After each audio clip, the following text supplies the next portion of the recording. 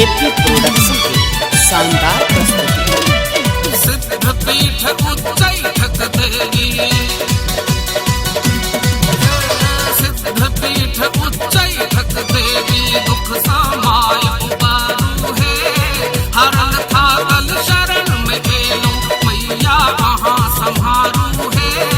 सिद्ध पीठ उच्चैठ देवी, दुख समाय उबारू है, हरण थागल शरण में गेलो मैया वहाँ संहारू है। सिद्ध पीठ उच्चैठ देवी।